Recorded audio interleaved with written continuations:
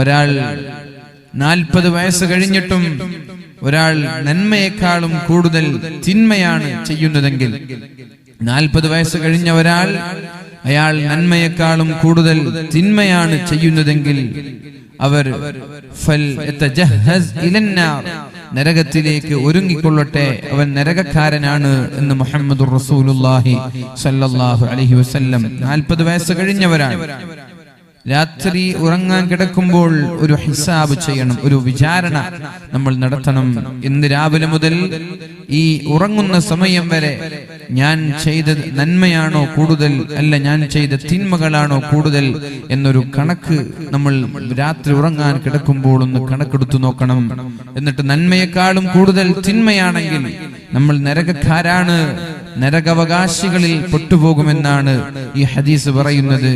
അങ്ങനെ ഒരു ദിവസം നമ്മളിൽ ഉണ്ടായാൽ 40 വയസ്സ് മുതൽ നിരന്തരമായി നമ്മൾ കണക്കെടുക്കുകയാണ് ഉറങ്ങാൻ കിടക്കുമ്പോ.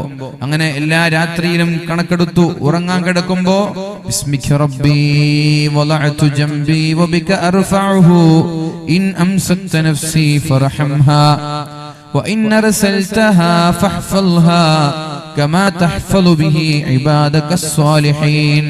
അല്ലാഹുവേ, ഞാൻ ഉറങ്ങാൻ കിടക്കുകയാണ് റബ്ബേ, എന്റെ ഈ ആത്മാവിനെ, എന്റെ ഈ റൂഹിനെ നീ ഭൂമിയിലേക്ക് തിരിച്ചേക്കാതെ നീ പിടിച്ചു വെക്കുകയാണെങ്കിൽ, അഥവാ ഉറക്കത്തിൽ നീ എന്നെ കൊണ്ടുപോവുകയാണെങ്കിൽ, ഫർഹംനി, എന്നോട് നീ കാരുണ്യം കാണിക്കണം.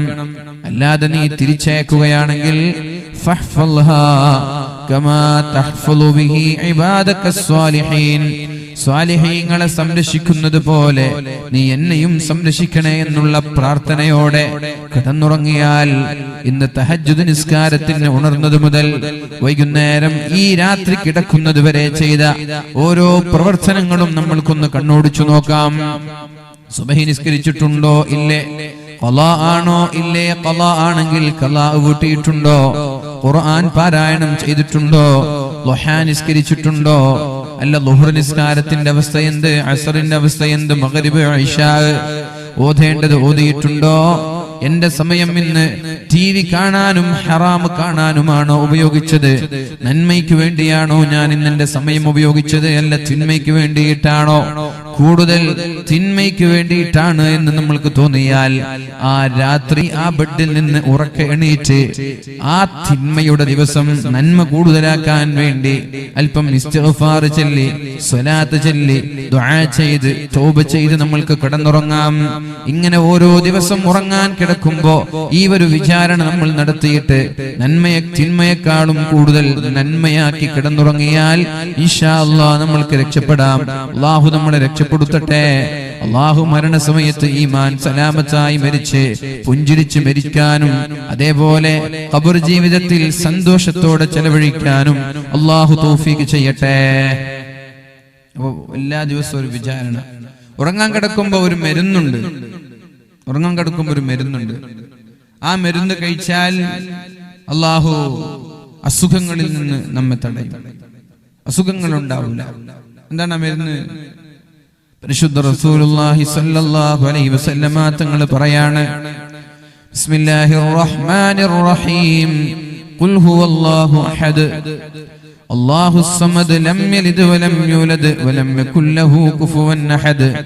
ബിസ്മില്ലാഹിർ റഹ്മാനിർ റഹീം, قل أعوذ برب الفلق من شر ما خلق ومن شر غاسق إذا وقب ومن شر النفاثات في العقد ومن شر حاسد إذا حسد. بسم الله الرحمن الرحيم. قل أعوذ برب الناس ملك الناس إله الناس من شر الوسواس الخناس الذي يوسوس في صدور الناس من الجنة والناس. എന്നുള്ള ഈ 3 സൂറത്തുകൾ നമ്മുടെ ബെഡിൽ ഇരുന്ന് നമ്മൾ പാരായണം ചെയ്ത് നമ്മുടെ കൈകളിലേക്ക് ഊതി എവിടെയൊക്കെയാണോ കൈകൾ എത്തുന്നത് അവിടേക്കൊക്കെ തടവിയാൽ 3 തവണ ഊതണം. ഒരു തവണ കൈയിലൂതി എവിടെയൊക്കെയാണോ കൈകൾ എത്തുന്നത് അവിടെയൊക്കെ തടവണം. രണ്ടാമതും ഊതണം, പിന്നെയും തടവണം. മൂന്നാമതും ഊതണം, പിന്നെയും തടവണം. ഇത് എല്ലാ ദിവസവും അള്ളാഹുവിന്റെ ഹബീബ് പഠിപ്പിച്ചു തന്നൊരു ദിക്റാണ്, ഒരു മരുന്നാണിത്. ഈ പരിശുദ്ധമായ 3 സൂറത്തുകൾ പാരായണം ചെയ്ത് കൈകളിലൂതി ശരീരത്തെ തടവുന്ന ആളുകൾക്ക് അള്ളാഹു മാരകമായ രോഗങ്ങളിൽ നിന്ന് സംരക്ഷണം നൽകുമെന്ന് മുഹമ്മദുർ റസൂലുള്ളാഹ്. രോഗം വന്നിട്ട് ചികിത്സിക്കുന്നതിനേക്കാളും നല്ലത് രോഗം വരാതെ നമ്മുടെ ശരീരത്തെ നമ്മൾക്ക് സംരക്ഷിക്കാം. രോഗം വന്നിട്ട് ഒരുപാട് മരുന്നുകൾ കഴിച്ച്, ഒരുപാട് ഗുളികകൾ കഴിച്ച്, ലക്ഷങ്ങൾ ഹോസ്പിറ്റലുകളിൽ കൊണ്ടുപോയി ഡോക്ടർമാർക്ക് നൽകി, ഒരുപാട് പ്രയാസങ്ങൾ അനുഭവിച്ച് അതിൽ നിന്ന് ശിഫ ലഭിക്കുന്നതിനേക്കാളും ശമനം ലഭിക്കുന്നതിനേക്കാളും നമ്മൾക്ക് നല്ലത് രോഗം വരാതെ നമ്മുടെ ശരീരത്തെ സംരക്ഷിക്കാം. അല്ലാഹു തൗഫീഖ് ചെയ്യട്ടെ. അതുകൊണ്ട് ആഫിയത്ത് ആഗ്രഹിക്കുന്ന ആളുകൾ, ആരോഗ്യം ആഗ്രഹിക്കുന്ന ആളുകൾ, മരണം വരെ ശാരീരിക ആരോഗ്യം നിലനിർത്താൻ ആഗ്രഹിക്കുന്ന ആളുകൾ ഇൻഷാ അല്ലാഹ് ഇന്നു മുതൽ ഉറങ്ങാൻ കിടക്കുമ്പോ വുളൂ ചെയ്ത് ബെഡ്റൂമിലേക്ക് വരണം. വുളൂ ചെയ്യാതെ കിടന്നുറങ്ങരുത്. വുളൂ ചെയ്ത് ബെഡ്റൂമിലേക്ക് കടന്നു വന്ന് നമ്മുടെ ബെഡിൽ കയറിയിരുന്നാൽ ഭാര്യയും ഭർത്താവും അതുപോലെ മക്കൾ, എല്ലാ ആളുകളും 10 വയസ്സ് മുതലുള്ള എല്ലാ ആളുകളും തന്റെ കൈകളിലേക്ക് ഊതി ശരീരമാസകലം ഒന്ന് തടവണം. കാരണം ഒരുപാട് രോഗങ്ങൾ കൊണ്ട് പ്രയാസപ്പെടുന്ന കാലമാണിത്. വ്യത്യസ്തമായ രോഗമാണ് പല ആളുകൾക്ക്. എന്താണ് രോഗത്തിന്റെ പേര് എന്ന് ഡോക്ടർമാർക്ക് അറിയാത്ത കാലമാണിത്. ഏത് മരുന്നാണ് നൽകേണ്ടതെന്നറിയാത്ത കാലമാണിത്. എന്ത് നൽകിയാലാണ് സുഖപ്പെടുക? ലക്ഷങ്ങൾ ചെലവഴിച്ചിട്ടും ശിഫ ലഭിക്കാതെ ആയിരക്കണക്കിന് ആളുകൾ ലോകത്തോട് വിട പറഞ്ഞു പോകുമ്പോ ക്യാൻസർ രോഗം പടർന്ന് പന്തലിച്ചുകൊണ്ടിരിക്കുന്ന ഒരു കാലമാണ്. ഓരോ വീട്ടിലും ഒരു രോഗി. അതിന് പ്രത്യേകമായ ഭക്ഷണത്തിന്റെ കാരണങ്ങളൊന്നും പറഞ്ഞ് രക്ഷപ്പെടാൻ നമ്മൾക്ക് കഴിയില്ല.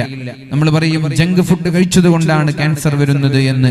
എന്നാൽ എനിക്കറിയാം ഒരു സഹോദരിയെ, വീടിന്റെ സ്വന്തം പറമ്പത്തുണ്ടാക്കിയ പച്ചക്കറികൾ മാത്രം കഴിച്ച് ജീവിക്കുന്ന ഒരു സഹോദരിക്ക് ബ്രസ്റ്റ് ക്യാൻസർ ഉണ്ടായത് എനിക്കറിയാം. ഇന്നും ജീവിച്ചിരിപ്പുണ്ട്. അള്ളാഹു ശിഫ നൽകട്ടെ. അപ്പൊ ജങ്ക് ഫുഡോ അല്ലെങ്കിൽ മറ്റുള്ള ഭക്ഷണങ്ങളുടെയൊക്കെ കാരണം പറഞ്ഞ് നമ്മൾ രക്ഷപ്പെടാൻ നോക്കണ്ട. അള്ളാഹുവിന്റെ പരീക്ഷണമാണിത്. അതുകൊണ്ട് നമ്മൾക്ക് ശക്തമായി ആത്മാർത്ഥമായി അള്ളാഹുവിനോട് ദുആ ചെയ്യാം. ഇത്തരം അസുഖങ്ങളിൽ നിന്ന് രക്ഷപ്പെടാൻ വേണ്ടി അള്ളാഹു നമ്മളെ രക്ഷപ്പെടുത്തട്ടെ. മാരകമായ സുഖങ്ങളിൽ നിന്ന് അള്ളാഹു നമ്മെ കാക്കുമാറാവട്ടെ. അപ്പൊ പ്രിയപ്പെട്ട സഹോദരങ്ങൾ, സഹോദരന്മാർ എല്ലാവരും രാത്രി ഉറങ്ങാൻ കിടക്കുമ്പോ എന്തു ചെയ്യണം? ഇങ്ങനൊരു ദിക്റ് ചൊല്ലി ശരീരമാസകലം ഒന്നൂതി തടവി ദുആ ചെയ്യണം. അള്ളാഹു നമ്മൾക്ക് എല്ലാവർക്കും ശിഫ നൽകി അനുഗ്രഹിക്കട്ടെ. അങ്ങനെ ആരോഗ്യം, മഗ്ഫിറത്ത്, ആരോഗ്യം വലിയ പ്രാധാന്യമുള്ള വിഷയമാണ്. ആ ആരോഗ്യത്തിന് വേണ്ടി നമ്മൾക്ക് എല്ലാവർക്കും ദുആ ചെയ്യണം. അതോടൊപ്പം നിങ്ങൾ എന്ത് സംഭാവന ചെയ്യുമ്പോഴും, എന്ത് സഹായം ചെയ്യുമ്പോഴും, എന്ത് സ്വതക്ക നൽകുമ്പോഴും നിങ്ങളുടെ മനസ്സിൽ നിങ്ങൾ നിയ്യത്ത് ചെയ്യേണ്ടത് എന്റെ ആരോഗ്യം എന്റെ മരണം വരെ നിലനിർത്തണമെന്നാണ്. അള്ളാഹു നിലനിർത്തി തരട്ടെ. അപ്പൊ ഞാൻ പറഞ്ഞു വന്നത്, നമ്മളൊക്കെ പല രീതിയിൽ സഹായിക്കുന്ന ആളുകളാണ്.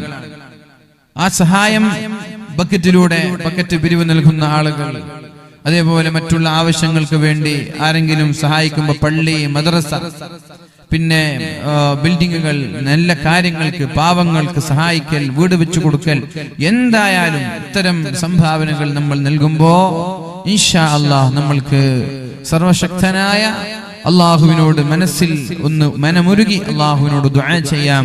മാരകമായ അസുഖങ്ങളിൽ നിന്ന് രക്ഷപ്പെടാൻ വേണ്ടി അള്ളാഹു ഇത്തരം അസുഖം ബാധിക്കുന്ന എല്ലാ ആളുകൾക്കും അള്ളാഹു പൂർണ്ണമായ ശിഫ നൽകി അനുഗ്രഹിക്കുകയും നമ്മെ, നമ്മുടെ കുടുംബങ്ങൾ, നമ്മെ സ്നേഹിക്കുന്ന സഹായിക്കുന്ന എല്ലാ ആളുകളെയും അള്ളാഹു റബ്ബ് സുബ്ഹാനഹു വ തആല ഇത്തരം അസുഖങ്ങളിൽ നിന്ന് അള്ളാഹു രക്ഷപ്പെടുത്തട്ടെ. അപ്പൊ നമ്മള് ഒരു രോഗിയെ സഹായിക്കാൻ വേണ്ടി നമ്മളൊരു തുക നൽകുമ്പോൾ നമ്മുടെ അസുഖം അള്ളാഹു ശിഫപ്പെടുത്തി തരും. അതുപോലെ മഹാനായ ഉമർ ഇബ്നുൽ ഖത്താബ് റളിയല്ലാഹു അൻഹു മദീന പള്ളി ഒരു പരിശുദ്ധമായ റമളാനിൽ മനോഹരമായി വർണ്ണാഭമായ വിളക്കുകൾ കൊണ്ട് അലങ്കരിക്കുകയുണ്ടായി. നമ്മളൊക്കെ റമളാൻ വരുമ്പോ നമ്മുടെ പള്ളികളൊക്കെ അലങ്കരിക്കും. നല്ല വെളിച്ചം, നല്ല ബൾബുകളൊക്കെ വെച്ച് ഡെക്കറേറ്റ് ചെയ്യും. അതേപോലെ ഉമർ തങ്ങൾ ഇത് ചെയ്തു. ഇത് മഹാനായ ഉമർ ഇബ്നുൽ ഖത്താബ് റളിയല്ലാഹു അൻഹു കാണുകയും അലി തങ്ങൾ കാണുകയും അലി തങ്ങൾ മഹാനായ ഉമർ ഇബ്നുൽ ഖത്താബ് റളിയല്ലാഹു അൻഹുവിനോട് ഒരു പ്രാർത്ഥന നടത്തുകയുണ്ടായി. നവ്വറല്ലാഹു ഖബ്റക യാ ഉമർ കമാ നവ്വർത മസാജിദ. നവ്വറല്ലാഹു ഖബ്റക യാ ഉമർ കമാ നവ്വർത മസാജിദ. അല്ലാഹുവേ ഉമർ തങ്ങളെ, നിങ്ങൾ അല്ലാഹുവിന്റെ പള്ളിയെ പ്രകാശിപ്പിച്ചതുപോലെ അല്ലാഹു നിങ്ങളുടെ ഖബറിടത്തെ നീ പ്രകാശിപ്പിച്ചു തരട്ടെ. നിങ്ങൾ അല്ലാഹുവിന്റെ പള്ളിയെ പ്രകാശിപ്പിച്ചതുപോലെ അല്ലാഹു നിങ്ങളുടെ ഖബറിടത്തെ പ്രകാശിപ്പിച്ചു തരട്ടെ എന്ന് മഹാനായ അലി ഇബ്നു അബീ ത്വാലിബ് റളിയല്ലാഹു അൻഹു ദുആ ചെയ്തിട്ടുണ്ട്. ഞാൻ ഇവിടെ പറയാൻ കാരണം നമ്മുടെ അഷ്റഫ് കാക്ക ഖബർ എന്ന് കേൾക്കുമ്പോൾ വലിയ പേടിയാണ്. അഷ്റഫ് കാക്ക ഖബർ എന്ന് കേൾക്കുമ്പോൾ വലിയ പേടിയാണ്. അപ്പൊ ഖബറിന്റെ ഇരുട്ട് താഴേതാൽ ഇരുട്ടാണല്ലോ. അപ്പൊ മുകളിലുള്ള ദുആ ചെയ്യാൻ വരുന്ന ആളുകൾക്കും കൂടി ഇരുട്ടായി പേടിപ്പിക്കേണ്ട എന്ന് വിചാരിച്ച് മൂപ്പര് അവിടെ ലൈറ്റ് വെച്ചു. ഖബർ മൊത്തം വെളിച്ചാക്കി. എങ്ങനെങ്കിലും ഖബർ പേടിയായതുകൊണ്ടും ഖബർസ്ഥാൻ പേടിയായതുകൊണ്ടും അവിടെ മൊത്തം ലൈറ്റൊക്കെ വെച്ചു, അവിടെ പ്രകാശിപ്പിച്ചു എന്നാണ്. അപ്പൊ ഞാനിത് പല സ്ഥലത്തും പറയാറുണ്ട്. മൂപ്പര് ആദ്യമായിട്ട് കേൾക്കുന്നതായിരിക്കും. പല സ്ഥലത്തും ഇത് പറയാറുണ്ട്. ഇങ്ങനെ ഒരു സഹോദരൻ ഖബർ കാണുമ്പോൾ പേടിക്കുന്ന ഒരു സഹോദരൻ ഉണ്ടായിരുന്നു. അപ്പൊ ഖബർ പേടി വരാതിരിക്കാൻ വേണ്ടിയിട്ട് മുഴുവനും ലൈറ്റ് വെച്ചു കൊടുത്തു. ഖബറാളികൾക്ക് വെളിച്ചം കെട്ടിട്ടെന്നായിരിക്കും ഉദ്ദേശം. ഏതായാലും അങ്ങനെ പ്രകാശിപ്പിച്ച അദ്ദേഹത്തിന്റെ ഖബറിടത്തെയും അല്ലാഹു പ്രകാശിപ്പിച്ചു കൊടുക്കട്ടെ എന്ന് ഞാൻ ദുആ ചെയ്യാറുണ്ട്. അപ്പൊ ഞാൻ പറഞ്ഞു വരുന്നത്, നമ്മൾ ഏതൊരു ഫീൽഡിലേക്കാണ് ഉദ്ദേശിക്കുക, സ്വതക്ക ചെയ്യുന്ന സമയത്ത് എന്തൊരു ഫീൽഡാണ് നമ്മുടെ മനസ്സിൽ ഉദ്ദേശമുള്ളത്, ആ ഭാഗങ്ങൾ നമ്മൾ പ്രത്യേകം മനസ്സിൽ കരുതുക. ഉദാഹരണം, ഒരു രോഗിയെ സഹായിക്കുകയാണെങ്കിൽ ആ രോഗിക്ക് എന്തെങ്കിലും കൊടുക്കുമ്പോൾ അല്ലാഹുവേ എനിക്ക് ഇത്തരം അസുഖങ്ങൾ നീ തരല്ലേ അല്ലാ. ഒരു വീടെടുക്കാൻ വേണ്ടി സഹായിക്കുമ്പോൾ അല്ലാഹുവേ എനിക്ക് ഇങ്ങനെ ഒരു പ്രതിസന്ധി നീ തരല്ലേ റബ്ബേ. ഒരു പള്ളിയെ സഹായിക്കുമ്പോൾ അല്ലാഹുവേ ഇതിന് പകരം ഈ സ്വർഗീയ ലോകത്ത് ഒരു വീട് നീ എനിക്ക് പകരം തരണേ അല്ലാ. ഇങ്ങനെ ഓരോ രീതിയിൽ എന്ത് സഹായം ചെയ്യുമ്പോഴും നല്ലൊരു നിയ്യത്തോടുകൂടി നമ്മൾ സ്വതക്ക ചെയ്യണം. അല്ലാഹു റബ്ബ് സുബ്ഹാനഹു വ തആല നമ്മുടെ ഹലാലായ ഉദ്ദേശങ്ങളൊക്കെ നിറവേറ്റി തരട്ടെ. അപ്പോ പ്രിയപ്പെട്ട ചെറുപ്പക്കാരുമായി ബന്ധപ്പെട്ട് ഒരു വിഷയം ഇവിടെ ചർച്ച ചെയ്യണമെന്നാണ് സംഘാടകർ സൂചിപ്പിച്ചിട്ടുള്ളത്. എനിക്ക് പറയാനുള്ളത്, അല്ലാഹുവിന്റെ ഹബീബ് സല്ലല്ലാഹു അലൈഹി വസല്ലമ തങ്ങളോട് അല്ലാഹു ഓതിക്കൊടുത്ത മനോഹരമായ ഈ ആയത്താണ്. ബിസ്മില്ലാഹിർ റഹ്മാനിർ റഹീം. فبما رحمة من الله لنت لهم ولو كنت فظا غليظ القلب لانفضوا من حولك فاعف عنهم واستغفر لهم وشاورهم في الأمر فإذا عزمت فتوكل على الله إن الله يحب المتوكلين. ചെറുപ്പക്കാരെ, നിങ്ങൾ മാന്യമായി പെരുമാറണം, നല്ല സ്വഭാവത്തിന്റെ ഉടമകളാവണം. ഫബിമാ റഹ്മത്തിൻ മിനല്ലാഹി ലിൻത ലഹും. നബി തങ്ങളോട് പറയാണ് അല്ലാഹു തആല, അല്ലാഹുവിന്റെ കാരുണ്യം കൊണ്ടാണ് നിങ്ങൾ ജനങ്ങളോട് വളരെ മാന്യമായി പെരുമാറിയത്. ആരെയും വെറുപ്പിക്കാതെ, ആരെയും ചൊടിപ്പിക്കാതെ നിങ്ങൾ എത്ര മനോഹരമായിട്ടാണ് ആളുകളോട് പെരുമാറിയത്. ശക്തമായ ചുട്ടുപൊള്ളുന്ന മണലാരുണ്യത്തിലൂടെ നഗ്നനാക്കി ഒരു കുപ്പായം പോലും നൽകാതെ മഹാനായ ബിലാൽ ഇബ്നു റബാഹ് റളിയല്ലാഹു അൻഹുവിനെ വളരെ ദയനീയമായി വലിച്ചു കൊണ്ടുപോയി ശരീരത്തിലേക്ക് തുരുതുരാ ചാട്ടവാറുകൾ കൊണ്ട് ആഞ്ഞടിച്ച് ശക്തമായ ചുട്ടുപൊള്ളുന്ന വനഭൂമിയിൽ തിളച്ചു മറിയുന്ന വെള്ളം ശരീരത്തിലേക്ക് ഒഴിച്ച് മഹാനായ ബിലാൽ ഇബ്നു റബാഹ് റളിയല്ലാഹു അൻഹു ദാഹിക്കുമ്പോൾ അൽമാ വെള്ളം തരണേ എന്ന് ദുആ വിളിച്ചു പറഞ്ഞപ്പോ ഫറഫഅ സൗബഹു വബാല ഇലാ ഫമിഹി. മഹാനായ ബിലാൽ തങ്ങളുടെ യജമാനൻ തന്റെ വസ്ത്രം ഉയർത്തി ബിലാൽ തങ്ങളുടെ വായയിലേക്ക് മൂത്രമൊഴിച്ചു കൊടുത്തിട്ടുണ്ട്. മഹദിയായ സുമയ്യ ബീവി റളിയല്ലാഹു അൻഹയെ ഇസ്ലാം സ്വീകരിച്ചത് കാരണത്താൽ വളരെ നിഷ്ഠൂരമായ ലൈംഗികാവയവങ്ങളിലേക്ക് ഇരുമ്പിന്റെ ദണ്ഡകൾ കുത്തിക്കയറ്റി ദയനീയമായി കൊല ചെയ്തിട്ടുണ്ട്.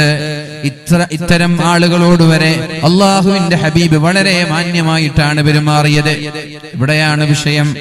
വലാ തസ്തവിൽ ഹസനതു വലസ്സയ്യിഅ വലാ തസ്തവിൽ ഹസനതു വലസ്സയ്യിഅ. നന്മയും തിന്മയും ഒരിക്കലും ഒരുമിച്ച് കൂടൂല. നന്മയും തിന്മയും ഒരിക്കലും സമമാവുകയില്ല. ഇദ്ഫഅ ബില്ലതി ഹിയ അഹ്സൻ. ആരെങ്കിലും ഒരു തെറ്റ് ചെയ്യുമ്പോൾ അവരോട് വളരെ നല്ല രീതിയിലാണ് നിങ്ങൾ പെരുമാറേണ്ടത്. തെറ്റ് ചെയ്യുന്നവരോട് അതേ നാണയത്തിൽ തിരിച്ചടിക്കരുത്. തെറ്റ് ചെയ്യുന്നവരോട് വളരെ മാന്യമായിട്ടാണ് നിങ്ങൾ പെരുമാറേണ്ടത്. അങ്ങനെ പെരുമാറിയാലോ ഫഇദല്ലദീ ബൈനക വബൈനഹു അദാവ, നിന്റെ ഏറ്റവും വലിയ ശത്രുവാണെങ്കിൽ, നിന്നെ ആക്രമിക്കാനും നശിപ്പിക്കാനും തകർക്കാനും വരുന്ന ശത്രുവാണെങ്കിൽ വരെ കഅന്നഹു വലിയുൻ ഹമീം, അവര് നിന്റെ ഇഷ്ടക്കാരായ നിന്റെ സ്വന്തം ചങ്ങാതിമാരായി മാറുന്നത് നിനക്ക് കാണാമെന്ന് അല്ലാഹു പരിശുദ്ധ ഖുർആനിലൂടെ പറഞ്ഞത് വെറുതെയല്ല. അല്ലേ? നമ്മൾ അവരെ ഇത്തരം ഇങ്ങനെ ഒരു കേസ് നമ്മൾ പിടിക്കുമ്പോ ഉടനെ തെങ്ങിലൊക്കെ കെട്ടിയിട്ട് കൊടുക്കലല്ല. അവരെ പിടിച്ചു, മാന്യമായി അവർക്ക് പെരുമാറി, ഇത് ആവർത്തിക്കരുത് മോനെ, ഇതൊക്കെ മോശമല്ലേ എന്ന രീതിയിൽ അവർക്ക് അഫ്വം വമഅദിറ നൽകിയാൽ അവർ നമ്മുടെ സ്വന്തക്കാരായി, നമ്മുടെ ഇഷ്ടക്കാരായി, നമ്മുടെ സുഹൃത്തുക്കളായി അവർ മാറും. അത്തരം ചില സംഭവങ്ങളാണ് നമ്മൾക്ക് ഇന്നിവിടെ ചർച്ച ചെയ്യാനുള്ളത്. മഹാനായ ഇബ്രാഹിം ഇബ്നു അദ്ഹം റളിയല്ലാഹു അൻഹു ഒരു ദിവസം ഇങ്ങനെ നടന്നുകൊണ്ടിരിക്കുകയാണ്. ഒരു ജൂതന്റെ സമീപത്തോടുകൂടെ നടന്നു പോകുമ്പോഴാണ് ജൂതന്റെ കയ്യിൽ ഒരു നായയുണ്ട്. ഒരു നായയും പിടിച്ച് ജൂതൻ നടക്കാൻ. അതുവഴിയാണ് ഇബ്രാഹിം ഇബ്നു അദ്ഹം റളിയല്ലാഹു അൻഹു നടന്നുപോയത്. ഇബ്രാഹിം ഇബ്നു അദ്ഹം റളിയല്ലാഹു അൻഹുവിനെ പരിചയമില്ലാത്ത ഒരാൾ ഇവിടെ ഉണ്ടാവില്ല. അധികാരത്തിന്റെ ചെങ്കോല് വലിച്ചെറിഞ്ഞ്, അധികാരത്തിന്റെ രാജകീയ പ്രൗഢി വലിച്ചെറിഞ്ഞ് ത്യാഗത്തിന്റെയും സുഹുദിന്റെയും സൂഫിസത്തിന്റെയും മേഖലകളിലേക്ക് യാത്ര തിരിച്ച വലിയൊരു മഹാനാണ് ഇബ്രാഹിം ഇബ്നു അദ്ഹം റളിയല്ലാഹു അൻഹു. ഒരുപാട് പ്രഗത്ഭരായ ശിഷ്യന്മാരെ വളർത്തിയെടുത്ത മഹാനാണ്. ശഖീഖുൽ ബൽഖി ഇബ്രാഹിം ഇബ്നു അദ്ഹമിന്റെ ശിഷ്യനാണ്. ആ ഇബ്രാഹിം ഇബ്നു അദ്ഹം റളിയല്ലാഹു അൻഹു ഇങ്ങനെ നടന്നു പോകുമ്പോഴാണ് നായയെ കയ്യിൽ പിടിച്ചുകൊണ്ടൊരു ജൂതൻ ആ സ്ഥലത്ത് നിൽക്കുന്നത് കാണാനിടയായത്. ഇബ്രാഹിം ഇബ്നു അദ്ഹമിനെ പ്രകോപിപ്പിക്കാൻ ജൂതൻ തീരുമാനിച്ചു. ഇബ്രാഹിം ഇബ്നു അദ്ഹം സമീപത്തേക്ക് എത്തിയപ്പോൾ ജൂതൻ പറയുകയുണ്ടായി, യാ ഇബ്രാഹിം ലഹിയതുക ഹാദിഹി അത്ഹറു മിൻ ദനബി കൽബി, നിന്റെ ഈ താടിയാണോ അല്ല എന്റെ നായയുടെ വാലാണോ ശുദ്ധിയുള്ളത്? അംദനബു കൽബി അത്ഹറു മിൻ ലഹിയതിക, അല്ല എന്റെ നായയുടെ വാലാണോ നിന്റെ താടിയേക്കാൾ ശുദ്ധിയുള്ളത്? നിന്റെ താടിക്കാണോ അല്ല എന്റെ നായയുടെ വാലിനാണോ ശുദ്ധിയുള്ളത് എന്ന് മഹാനായ ഇബ്രാഹിം ഇബ്നു അദ്ഹം റളിയല്ലാഹു അൻഹുവിന്റെ മുഖം നോക്കി, താടി നോക്കി പറഞ്ഞപ്പോൾ ഇബ്രാഹിം ഇബ്നു അദ്ഹം റളിയല്ലാഹു അൻഹു ഉടനെ തന്നെ മറുപടി പറഞ്ഞത്, യാ കുൻതു മിൻ അഹ്ലിൽ ജന്ന ഫഇന്ന ലഹിയതി അത്ഹറു മിൻ കൽബിക വഇൻ കുൻതു മിൻ അഹ്ലിൻ നാർ ഫദനബു കൽബിക അഫ്ളലു മിൻ ലഹിയതി. ഞാൻ സ്വർഗ്ഗക്കാരനാണെങ്കിൽ, ഞാൻ മരിച്ച് സ്വർഗ്ഗത്തിലേക്ക് പോകുന്ന സ്വർഗ്ഗാവകാശിയാണെങ്കിൽ നിന്റെ നായയുടെ വാലിനേക്കാളും ശുദ്ധി എന്റെ താടിക്കാണ്. ഇനി ഞാൻ നരകക്കാരനാണെങ്കിൽ, ഞാൻ ചമ്മാടികളിൽപ്പെട്ട് ഏറ്റവും നിന്ദ്യരായി നരകത്തിലേക്ക് പോകേണ്ട ആ പാപികളിൽപ്പെട്ട ആളാണെങ്കിൽ എന്റെ താടിയല്ല നിന്റെ നായയുടെ വാലാണ് ശുദ്ധിയുള്ളത്. എന്റെ താടിയേക്കാളും ശുദ്ധി നിന്റെ നായയുടെ വാലിനാണ് എന്ന് മഹാനായ ഇബ്രാഹിം ഇബ്നു അദ്ഹം റളിയല്ലാഹു അൻഹു മറുപടി പറഞ്ഞപ്പോ, അഥവാ സ്വർഗ്ഗക്കാരൻ ഉയർന്നവനാണ്, എനിക്കല്ല പ്രസക്തി. ഞാനൊരു സ്വർഗ്ഗക്കാരനാണെങ്കിൽ എനിക്ക് പ്രസക്തിയുണ്ട്, ഞാൻ നരകക്കാരനാണെങ്കിൽ എനിക്കൊരു പ്രസക്തിയുമില്ല. നിന്റെ നായേക്കാളും ഞാൻ മോശമാണ് എന്നാണ് മഹാനായ ഇബ്രാഹിം ഇബ്നു അദ്ഹം റളിയല്ലാഹു അൻഹു പറഞ്ഞത്. ഞാൻ ചോദിക്കട്ടെ, നമ്മൾ ഇങ്ങനെ നടന്നു പോകുമ്പോൾ ഏതെങ്കിലും ഒരാൾ മുമ്പിലേക്ക് വന്നിട്ട് നീ നായേക്കാളും മോശമാണെന്ന് പറഞ്ഞാൽ നമ്മൾ സഹിച്ചു നിൽക്കുമോ? മിണ്ടാതിരിക്കുമോ? ഏത് രീതിയിലാണ് നമ്മൾ പ്രതികരിക്കുക? നമ്മൾ ഇങ്ങനെ ടൗണിലേക്ക് പോകുമ്പോ ഏതെങ്കിലും ഒരാൾ നായം പിടിച്ചു വന്നിട്ട് നിന്റെ മോന്തേക്കാളും ഭംഗി എന്റെ നായയുടെ മുഖത്തിനുണ്ടെന്ന് പറഞ്ഞാല് മാഷാ അല്ലാഹ് ഉഷാറായി എന്ന് പറയാ. നമ്മൾ എന്താ പറയാ? എന്തെങ്കിലും തിരിച്ചതേപോലെ ചീത്ത വിളിച്ച് നമ്മൾ ഇവിടുന്ന് സ്ഥലം വിടുന്നു. ഇബ്രാഹിം ഇബ്നു അദ്ഹം പറഞ്ഞത് ശരിയാണ്. ഞാൻ നരകക്കാരനാണെങ്കിൽ എന്റെ താടിയേക്കാളും നല്ലത് നിന്റെ നായയുടെ വാലാണ്. അപ്പോഴേക്കും ജൂതനായ ആള് പറഞ്ഞു, ഹാദിഹി അഖ്ലാഖുൻ നുബുവ, ഇതൊരു പ്രവാചകന്റെ സ്വഭാവമാണ്, പ്രവാചകന്മാരുടെ സ്വഭാവമാണിത്. വഅന അശ്ഹദു അല്ലാ ഇലാഹ ഇല്ലല്ലാഹ് വഅശ്ഹദു അന്ന മുഹമ്മദർ റസൂലുള്ളാഹ്, ഞാൻ അല്ലാഹുവിനെ കൊണ്ട് വിശ്വസിക്കുകയാണ്, ഞാൻ മുഹമ്മദ് നബിയെ കൊണ്ട് വിശ്വസിക്കുകയാണ് സല്ലല്ലാഹു അലൈഹി വസല്ലം എന്ന് പറഞ്ഞ് ഇസ്ലാമിലേക്ക് കടന്നു വന്നത് മഹാനായ ഇബ്രാഹിം ഇബ്നു അദ്ഹം റളിയല്ലാഹു അൻഹുവിന്റെ മാന്യമായ സ്വഭാവമാണ്. നേരെ മറിച്ച് അവിടെ മോശമായി പെരുമാറിയിരുന്നെങ്കിൽ ഈ ഒരാൾക്ക് ഇസ്ലാമിനെ കുറിച്ച് വ്യക്തമായി മനസ്സിലാക്കാൻ സാധിക്കുമായിരുന്നോ? ഇനി നമ്മൾ ആലോചിക്കേണ്ടത്, ഇത്തരം അവസരങ്ങൾ നമ്മൾക്കുണ്ടായിട്ടില്ലേ? പല മതസ്ഥരിൽ നിന്ന്, അന്യ മതസ്ഥരിൽ നിന്നൊക്കെ സ്കൂളിൽ പഠിക്കുമ്പോ, ജോലി ചെയ്യുമ്പോ, ഗൾഫ് രാജ്യങ്ങളിൽ നിന്നൊക്കെ പലപ്പോഴും കാണാറുണ്ട് കഅബയെ അവഹേളിക്കുന്നവർ, മുഹമ്മദ് നബിയെ സല്ലല്ലാഹു അലൈഹി വസല്ലം തങ്ങൾ അവഹേളിക്കുന്നവർ, പള്ളിയെ അവഹേളിക്കുന്നവരെ, അള്ളാഹുവിനെ അവഹേളിക്കുന്ന ആളുകൾ. അത്തരം ആളുകളെ തെരഞ്ഞു പിടിച്ചു കൊണ്ടുപോയി 10-15 ആളുകൾ കൂട്ടം കൂടി വളരെ നിഷ്ഠൂരമായി അടിക്കുന്ന വീഡിയോകളൊക്കെ കാണാറുണ്ട്. ചെയ്യരുത്, ചെയ്യരുത്. ഇത്തരം ഈ ആളുകളോട് വളരെ മാന്യമായി പെരുമാറി മഹാനായ ഇബ്രാഹിം ഇബ്നു അദ്ഹം റളിയല്ലാഹു അൻഹു കാണിച്ചു തന്ന ഈ ഒരു വഴിയിലൂടെ പെരുമാറിയിരുന്നെങ്കിൽ അവർക്കും ഇസ്ലാമിന്റെ വെളിച്ചം എത്തുമായിരുന്നില്ലേ? നമ്മുടെ മോശപ്പെട്ട സ്വഭാവം കാരണത്താൽ എത്ര പേരാണ് ഇസ്ലാം മനസ്സിലാകാതെ ഇസ്ലാമിന്റെ ശത്രുക്കളായി മാറിയത്. അതിന് പകരം നല്ല സ്വഭാവക്കാരായാൽ അവരുടെ ആ വൈരാഗ്യം മാറ്റിവെച്ച്, അവരുടെ വെറുപ്പ് മാറ്റിവെച്ച്, ഇസ്ലാം സത്യമാണ്, ഇസ്ലാം സൽസ്വഭാവക്കാരാണ്, മുസ്ലിമീങ്ങൾ കുഴപ്പക്കാരല്ല, മുസ്ലിമീങ്ങളുടെ ഭാഗത്ത് കുഴപ്പമില്ല എന്ന് അവർ ചർച്ച ചെയ്യുമായിരുന്നില്ലേ? അവരിങ്ങോട്ട് വന്നില്ലെങ്കിലും അവർ ഇസ്ലാമിനെ ഭവ്യതയോടെ കാണുമായിരുന്നില്ലേ? നമ്മുടെ മോശപ്പെട്ട സ്വഭാവം കൊണ്ട് ഒരുപാട് ആളുകൾക്ക് ഇസ്ലാം എത്തിച്ചു കൊടുക്കുന്നതിൽ നിന്ന് നമ്മൾ മാറി നിന്നിട്ടില്ലയോ മുഅ്മിനേ? ചെറുപ്പക്കാരാ, ഇത്തരം വീഴ്ചകൾ നമ്മൾക്ക് വന്നിട്ടില്ലേ? നമ്മൾ ആലോചിക്കേണ്ടേ അല്ലേ? നമ്മൾ കാരണം എത്ര ആളുകൾക്ക് ഈ ഒരു സത്യം മനസ്സിലാവാതെ പോകുന്നുണ്ട്. ഇതിനൊക്കെ അല്ലാഹുവിനോട് സമാധാനം പറയേണ്ടയോ? അല്ലാഹു പറഞ്ഞത് എത്ര മോശമായി നിങ്ങളോട് പെരുമാറുകയാണെങ്കിലും വളരെ മാന്യമായിട്ടേ നിങ്ങൾ പെരുമാറാൻ പാടുള്ളൂ. നിങ്ങളുടെ ഭാഗത്ത് ഒരു മൈനസ് പോയിന്റ് ഒരാൾക്ക് കിട്ടാൻ പാടില്ല. അങ്ങനെയായാൽ നിങ്ങളുടെ ശത്രുക്കൾ നിങ്ങളുടെ അടുത്ത ചങ്ങാതിയായി മാറുമെന്നല്ലേ പറഞ്ഞത്? ഈ ജൂതനെ ഇസ്ലാമിന്റെ വെളിച്ചം കണ്ടത്, ഇസ്ലാം എന്താണെന്ന് മനസ്സിലായത് മഹാനായ ഇബ്രാഹിം ഇബ്നു അദ്ഹം റളിയല്ലാഹു അൻഹു മാന്യമായി പെരുമാറിയത് കൊണ്ടല്ലേ?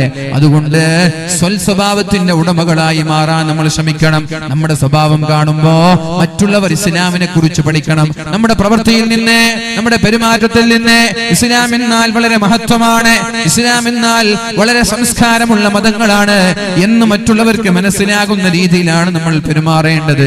അല്ലാഹു തൗഫീഖ് നൽകട്ടെ, അല്ലാഹു തൗഫീഖ് നൽകട്ടെ. രണ്ടാമത്തൊരു സംഭവം ഞാൻ പറയട്ടെ. മഹാനായ അബൂ ഹുറൈറ റളിയല്ലാഹു അൻഹു. അപ്പോൾ ഇന്നത്തെ ചർച്ച ഈ ഒരു രീതിയിലേക്കാണ് നിങ്ങൾ ഞാൻ കൊണ്ടുവരാൻ ശ്രമിക്കുന്നത്. സഹോദരിമാർ, സഹോദരന്മാർ എല്ലാവരും നമ്മുടെ സ്വഭാവം സംസ്കരിച്ച് മാന്യമായ ഉത്തമമായ സ്വഭാവത്തിന്റെ ഉടമകളായി മാറാൻ നമ്മൾ ശ്രമിക്കണം. അല്ലാഹു തൗഫീഖ് ചെയ്യട്ടെ. മഹാനായ അബൂ ഹുറൈറ റളിയല്ലാഹു അൻഹു അദ്ദേഹം ഒരു വഴിയിലൂടെ നടന്നു പോകുമ്പോഴാണ് അബൂ ഹുറൈറ റളിയല്ലാഹു അൻഹുവിനെ വളരെ മോശമായി ചീത്ത പറയുന്നത്.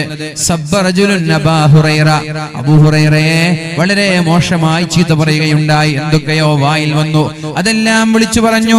ഫലമ്മൻതഹാ, അങ്ങനെ ചീത്ത പറഞ്ഞിട്ടൊന്ന് നിർത്തിയപ്പോ, നമുക്ക് വൈകുന്നേരം വരെ ചീത്ത പറയാൻ പറ്റൂലല്ലോ, അപ്പൊ ഇങ്ങനെ വായിൽ വരുന്നത്, തൊള്ളയിൽ വരുന്നതൊക്കെ പറഞ്ഞു.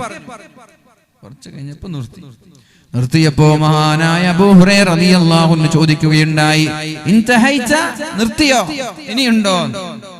പറഞ്ഞു, ഞാൻ നിർത്തി. വഇൻ അറദ്ത അൻ അസീദക സിദ്തുക, ഇനിയും വേണമെങ്കിൽ ഇനിയും ഞാൻ പറയാം, ഇനിയും വേണമെങ്കിൽ ഞാൻ ഇനിയും പറയാം. അപ്പൊ മഹാനായ അബൂ ഹുറൈറ റളിയല്ലാഹു അൻഹു തന്റെ അടിമസ്ത്രീയെ വിളിക്കുകയാണ്. യാ ജാരിയ, അടിമസ്ത്രീയെ ഇങ്ങോട്ട് വാ എന്ന് പറഞ്ഞു വിളിച്ചപ്പോ ഈ മനുഷ്യൻ എന്തിനാണ് വിളിക്കുന്നത്, എന്ത് ചെയ്യാനാണ് അബൂ ഹുറൈറ ഒരുങ്ങുന്നത് എന്ന് നോക്കി കാത്തിരിക്കുകയാണ്. അബൂ ഹുറൈറ റളിയല്ലാഹു അൻഹു അടിമസ്ത്രീയോട് പറഞ്ഞു, വുളൂ ചെയ്യാനുള്ള വെള്ളം കൊണ്ടുവാ, വുളൂ ചെയ്യാനുള്ള വെള്ളം കൊണ്ടുവരാൻ. മഹാനായ അബൂ ഹുറൈറ റളിയല്ലാഹു അൻഹു പറഞ്ഞു. ഫതവല്ല അബൂ ഹുറൈറ, വുളൂ ചെയ്തു. വതവജ്ജഹ ഇലൽ ഖിബ്ല, ഖിബ്ലയിലേക്ക് മുന്നിട്ടു. എന്നിട്ട് അല്ലാഹുവിനോട് ദുആ ചെയ്തു. അല്ലാഹുമ്മ ഇന്ന അബ്ദക ഹാദാ സബ്ബനി, അല്ലാഹുവേ ഈ മനുഷ്യൻ എന്നെ ചീത്ത പറഞ്ഞിട്ടുണ്ട് റബ്ബേ. വഖാല അന്നി മാ ലം അഅലംഹു മിൻ നഫ്സി, ഞാൻ അറിയാത്ത, എന്റെ ജീവിതത്തിൽ ഞാൻ അറിയാത്ത ഒരുപാട് കാര്യങ്ങൾ ഇയാൾ എനിക്കെതിരെ പറഞ്ഞിട്ടുണ്ട് റബ്ബേ. അല്ലാഹുമ്മ ഇൻ കാന അബ്ദുക ഹാദാ സാദിഖാ, ഇയാൾ പറഞ്ഞത് സത്യമാണെങ്കിൽ ഫഗ്ഫിർലി, എനിക്ക് നീ പുറത്തു താ അല്ലാഹ്. ഇയാൾ എന്നെ കുറിച്ച് ഞാൻ അറിയാത്ത ഒരുപാട് ആക്ഷേപങ്ങൾ, ഒരുപാട് ആരോപണങ്ങൾ ഉന്നയിക്കുകയുണ്ടായി. ഇയാൾ പറഞ്ഞതൊക്കെ സത്യമാണ്. ആ സ്വഭാവമൊക്കെ എനിക്കുണ്ടെങ്കിൽ എനിക്ക് നീ പുറത്തു താ അല്ലാഹ്, എനിക്ക് നീ മാപ്പ് താ അല്ലാഹ്.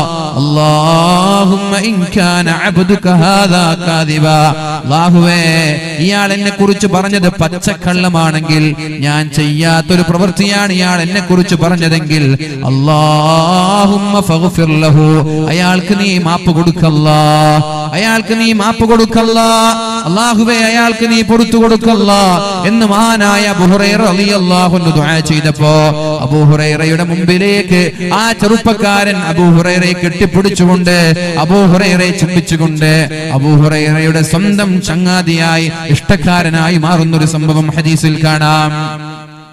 എന്താ? ചീത്ത പറഞ്ഞ ആൾക്ക് പുറത്തു കൊടുക്കാൻ അല്ലാഹുവിനോട് ദുആ ചെയ്യാൻ.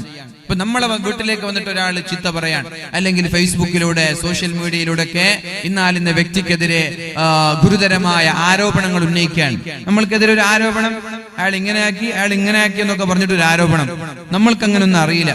വായിക്കുമ്പോഴാണ് യാ അല്ലാഹ്, പ്രത്യേകിച്ചിട്ട് വേദന്മാരായ ആളുകൾക്ക് വലിയ വലിയ ആരോപണങ്ങളൊക്കെ ഉണ്ടാവാറുണ്ട്, വ്യത്യസ്തമായ ആളുകൾക്ക്. അപ്പൊ ഈ വാല് പറയുന്ന ആളുകൾക്ക് ഇത് അറിയൂലായിരിക്കും. വേറെ ആരെങ്കിലും ഫോൺ വിളിച്ച് നിങ്ങളെ കുറിച്ച് ഇങ്ങനെയൊക്കെ കേൾക്കുന്നുണ്ടല്ലോ, സുബ്ഹാനല്ലാഹ്, എനിക്കത് ചിന്തിച്ചിട്ട് പോലുമില്ല.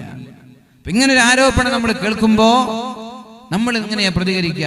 ആരോപണം ഉന്നയിച്ച ആൾക്കെതിരെ വളരെ മോശമായി പ്രതികരിക്കും. ഞാൻ ഒരിക്കലും മാപ്പ് നൽകൂല, ഞാൻ മരിച്ചാലും മാപ്പ് നൽകൂല, എന്റെ മയ്യിത്ത് കാണാനും വരരുത്, അങ്ങനെയൊക്കെ പറയുന്ന ആളുകൾ, എന്റെ മയ്യിത്ത് കാണരുതെന്നൊക്കെ പറയുന്ന ആളുകൾ. എന്തിനാണത്? അത് വളരെ മോശമാണ്. നമ്മളെല്ലാവർക്കും മാപ്പ് കൊടുക്കാം. നമ്മളോട് മോശമായി പെരുമാറിയവർക്ക് നമ്മൾക്ക് മാപ്പ് നൽകാം. പകയും വൈരാഗ്യവും വേണ്ട. അബൂ ഹുറൈറ റളിയല്ലാഹു അൻഹു ആരോപിച്ച ആൾ അയാളുടെ മുമ്പിൽ വെച്ചാണ് ദുആ ചെയ്യുന്നത്. അല്ലാഹുവേ ഇയാൾ എന്നെ കുറിച്ച് പറഞ്ഞത് സത്യമാണെങ്കിൽ എനിക്ക് നീ പുറത്തു താ. അഥവാ എന്നിൽ അയാൾ പറയുന്നതുണ്ട്, അയാൾ എന്നെ കുറിച്ച് ആരോപിക്കുന്നത് സത്യമാണെങ്കിൽ എനിക്ക് ആ സ്വഭാവമുണ്ട്, അതുകൊണ്ട് എനിക്ക് നീ പുറത്തു തരണം. ഇനി അയാൾ എന്നെ കുറിച്ച് പറയുന്നത് കള്ളമാണ്, എനിക്ക് അങ്ങനെ ഒരു സ്വഭാവം ഇല്ല എങ്കിൽ അയാൾക്ക് നീ പുറത്തു കൊടുക്ക് റബ്ബേ, അയാൾക്ക് നീ മാപ്പ് നൽകല്ല. ഇതിന്റെ പേരിൽ നാളെ ആഖിറത്തിൽ അയാളെ ശിക്ഷിക്കല്ലേ റബ്ബേ. അഥവാ ദുനിയാവിൽ നാളെ ആഖിറത്തിൽ എത്തുമ്പോൾ നമ്മൾ മറ്റൊരാളെ ആക്ഷേപിച്ചത് കാരണം, മറ്റൊരാളെ ചീത്ത പറഞ്ഞത് കാരണം, മറ്റൊരാളുടെ അഭിമാനം പിച്ചു ചീന്തിയത് കാരണം, ഒരാളുടെ സമ്പത്ത് അപഹരിച്ചത് കാരണത്താലൊക്കെ നാളെ അല്ലാഹു സ്വർഗം നൽകാതെ നമ്മളെ തടഞ്ഞു വെക്കാൻ സാധ്യതയുണ്ട്.